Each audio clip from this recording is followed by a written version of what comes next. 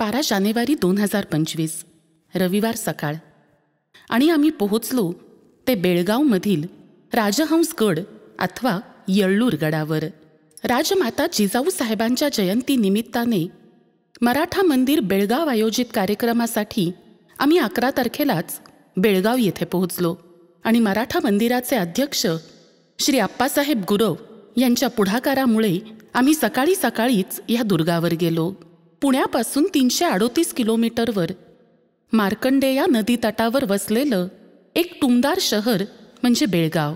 बेळगावचं प्राचीन संस्कृत नाव वेणुग्राम म्हणजेच बांबूचे खेडे असे होते. परंतु इंग्रजांनी या शहराला बेलगाम म्हणायला सुरुवात केली आणि मग उर्वरित भारतातही त्याला बेलगाव या नावानेच ओळखले जाऊ लागले. कर्नाटक सरकारने बेळगावचे बेळगावी असे नामकरण केले, परंतु बेळगाव ह्याच नावाने हे शहर ओळखले जाते. महाराष्ट्र, कर्नाटक आणि गोमांतक म्हणजेच गोवा ह्या राज्यांना जोडणारे हे शहर कायमच राजकीय घडामोडींमुळे इतिहासात गाजत राहिले. ब्रिटिशांनी इसवी सन 1818 मध्ये या शहराला आपल्या साम्राज्यात समाविष्ट केले. ब्रिटिशांनी येथे लष्कर छावणी म्हणजे कॅन्टॉनमेंट बोर्डही बांधले आणि मराठा लाईफ इन्फंट्रीचे मुख्यालयही येथेच स्थापन केले. महात्मा गांधी यांच्या अध्यक्षतेखाली झालेले भारतीय राष्ट्रीय काँग्रेसचे 39वे अधिवेशन बेळगावात झाले होते. पोर्तुगीजांच्या ताब्यातील गोव्याजवळ असल्यामुळे ब्रिटिश राजवटीच्या काळी आणि नंतर स्वातंत्र्योत्तर काळात देखील बेळगावचे सैन्याच्या दृष्टीने महत्त्व हे अनन्यसाधारण होते. गोवा मुक्तीसंग्रामातही गोव्यात भारतीय सैन्य हे बेळगावमधूनच पाठवण्यात आले आणि गोव्याचे विलिनीकरण स्वतंत्र भारतात करण्यात भारतीय सैन्याला यश आले. सौंदत्ती येथील रट्टा राजकर्त्यांनी बेळगाव या शहराची स्थापना इसवी सनाच्या 12व्या शतकात केली असे उल्लेख मिळतात.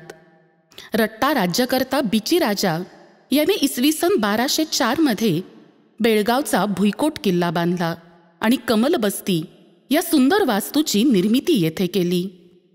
कमलबस्ती या इमारतीच्या आत छतास अत्यंत सुंदर कमळ आहे आणि तेथेच नेमिनाथ या तीर्थंकरांची प्रतिमाही कोरलेली आहे. किल्ल्याच्या इतर ठिकाणांचे बांधकाम इसवी सन 1519च्या सुमारासचे आहे. इसवी सन 1774 मध्ये बहामनी सेनापती महम्मद गवान याने बेळगाव काबीज केले. यानंतर आदिलशाहीच्या काळात असाद खान लारी या पर्शियन सरदाराने दगडाने एक किल्ला बांधला आणि तेच या किल्ल्याचे आजचे अंतिम स्वरूप आहे. ह्यानंतर मात्र हा किल्ला मोगल, नंतर मराठे व तदनंतर ब्रिटिशांच्या ताब्यात होता. बेळगाव या बाजारपेठेच्या शहराचे रक्षण करण्यासाठी हा बेळगावचा भुईकोट किल्ला बांधण्यात आला. तर ह्या किल्ल्याकडे येणाऱ्या मार्गावर लक्ष ठेवण्यासाठी बेळगावच्या दक्षिणेस एका सुट्ट्या डोंगरावर राजहंसगड हा किल्ला बांधण्यात आला. ह्या किल्ल्याचा मुख्य उद्देश हा टेहळणीचा असल्याने एकूणच किल्ल्याचा विस्तार अत्यंत आटोपशीर आहे.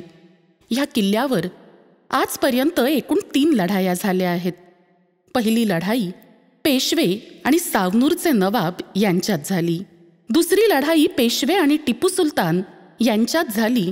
तर तिसरी लढाई भीवगड आणि राजहंसगडच्या सैन्यात झाली.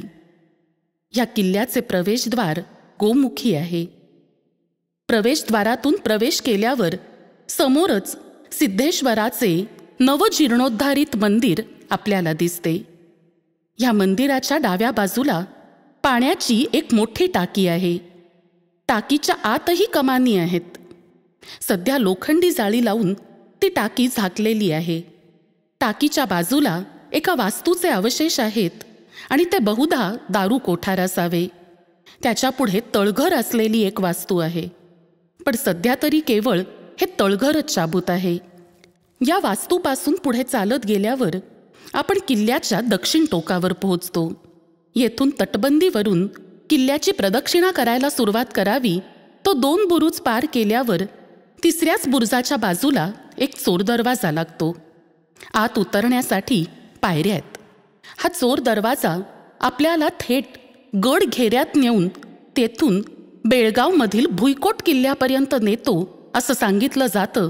पण आज मितीस तरी या तटबंदीतून पुढे गेल्यावर इंग्रजी एल आकाराची खोली लागते, केवळ तिथपर्यंतच जाता येतं.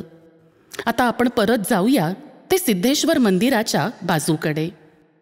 या सिद्धेश्वर मंदिराच्या बाजूलाच एक अतिप्राचीन विहीर आहे आणि त्याच्या बाजूलाच पाणी साठवण्यासाठी एक दगडी धोणी आहे.